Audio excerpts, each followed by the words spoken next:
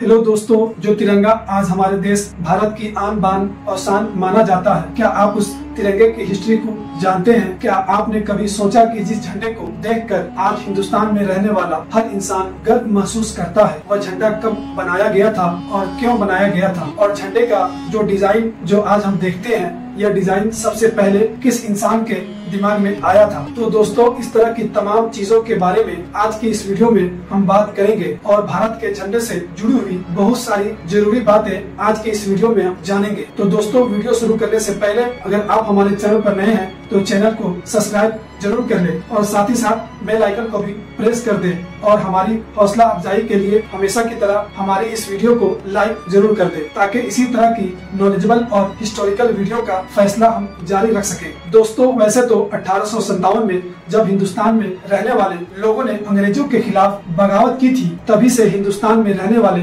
लोगों का एक झंडे की कमी महसूस होने लगी थी, क्योंकि हिंदुस्तानी अंग्रेजों के खिलाफ जब भी कोई आंदोलन किया करते थे या बड़ी रैली निकाला करते थे, तो उनके पास ऐसा झंडा मौजूद ही नहीं था जिसके जरिए से वह तमाम हिंदुस्तान के लोगों को, चाहे वह हिंदू हो या मुस्लिम हो या सिख हो या ईसाई हो, सबको इस झंडे के नीचे जमा कर सके। और किसी भी जंग के लिए सबसे जरूरी चीज झंडा होती है, क्योंकि उसी झंडे के नीचे ही तमाम के तमाम फॉर्म जमा होती है और हिंदुस्तान के लोगों के पास अभी तक मौजूद नहीं था। लेकिन क्योंकि दोस्तों, अंग्रेजों के खिलाफ पूरे हिंदुस्तान में जगह जगह पर लड़ाई शुरू हो चुकी थी, इसी वजह से हर इलाके में लोगों ने अपना अपना हिंदुस्तानी झंडा बनाना शुरू कर दिया था।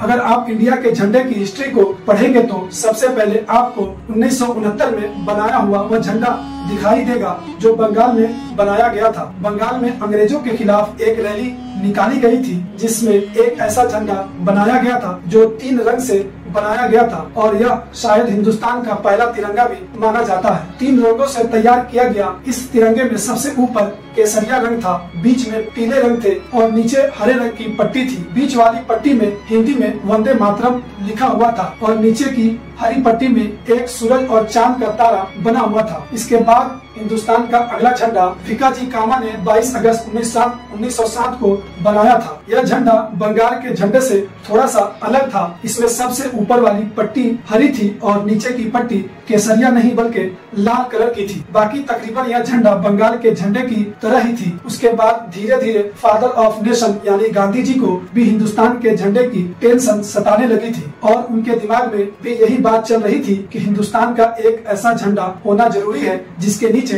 तमाम हिंदुस्तान में रहने वाले लोग जमा हो सके। गांधी जी ने पिंकली वैक्या नामी एक शख्स को यह ऑर्डर दिया कि तुम एक ऐसा झंडा तैयार करो कि जिसमें हरा और लाल दोनों रंग हो और उन दोनों रंगों के ऊपर एक चक्र बना हुआ हो। गांधी जी के ऑर्डर पर पिंगली वैक्या ने एक ऐसा झंडा तैयार किया जिसमें ऊपर हरा कलर था और नीचे रेड कलर था और उन दोनों के बीच में एक चरखा बना हुआ था। लेकिन गांधी जी को यह झंडा बिल्कुल भी पसंद नहीं आया। उसके बाद उन्होंने पिंगली वैक्या को यह कहा कि इन दोनों रंगों के अलावा एक रंग और शामिल किया जाए और नया रंग होना चाहिए, सफेद। तो दोस्तों, गांधी जी के मशवरे पर पिंगली वैक्या ने अब उनमें से तीसरा रंग शामिल कर लिया। दोस्तों, बड़ी जद्दोजहद के बाद आखिरकार 1931 में इंडियन नेशनल कांग्रेस की तरफ से ऐसे झंडे को परमिशन दी गई जो 3 कलर का था, जिसमें सबसे ऊपर केसरिया कलर था, बीच में सफेद कलर और नीचे ग्रीन हरा कलर था और झंडे के बीच में एक चरखा बना हुआ था जो गांधी जी के फरमाइश पर बनाया गया था। उसके बाद 1931 से लेकर 1947 तक यह इंडिया का झंडा रहा और इसी झंडे के नीचे पूरे इंडिया के लोगों ने अपनी आजादी की लड़ाई लड़ी थी। 1947 में जब अंग्रेज भारत को छोड़कर चले गए तो पूरे हिंदुस्तान के सामने सबसे बड़ा सवाल और सबसे बड़ी मुसीबत यही थी कि आखिर अब भारत का झंडा कैसा बनाया जाए, क्योंकि अभी तक जिस झंडे के नीचे रहकर हिंदुस्तान के तमाम लोगों ने अंग्रेजों से लड़ाई लड़ी थी, वो भारत का झंडा नहीं था बल्कि कांग्रेस पार्टी का झंडा था और भारत के झंडे को कांग्रेस पार्टी के झंडे से अलग रखना बहुत जरूरी था। 1947 में एक ऐसी टीम बनाई गई जिसे यह जिम्मेदारी दी गई वो भारत के पुराने झंडे में बदलाव करके इंडिया का एक नया झंडा तैयार करे। उस टीम में जवाहरलाल नेहरू, डॉक्टर भीमराव अंबेडकर, सरदार वल्लभ भाई पटेल और डॉक्टर मौलाना अबुल कलाम आजाद जैसे बड़े नेता शामिल थे। दोस्तों, उस वक्त संविधान सभा के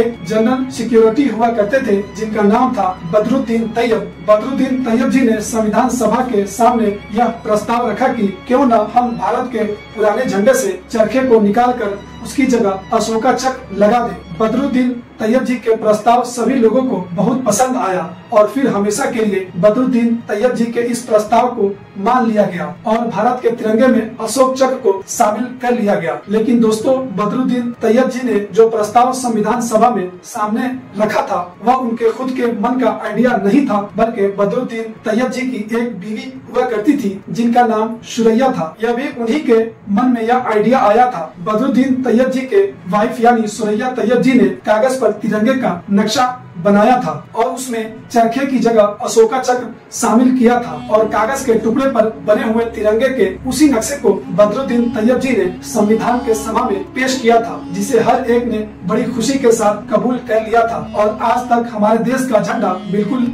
वैसे बना हुआ है और उसी डिजाइन के साथ लहरा रहा है। लेकिन दोस्तों, यह बड़ी ही अफसोस की बात है कि जिस सुरैया जी ने हमारे देश के झंडे को एक नया डिजाइन दिया, आज हम उनको भूल गए हैं। अगर आप लोगों को यह वीडियो पसंद आया हो तो इस वीडियो को जरूर लाइक करें और इस वीडियो को अपने दोस्तों और रिश्तेदारों के साथ जरूर शेयर करें और हमें फेसबुक पे देख रहे हैं तो फॉलो जरूर कर लें।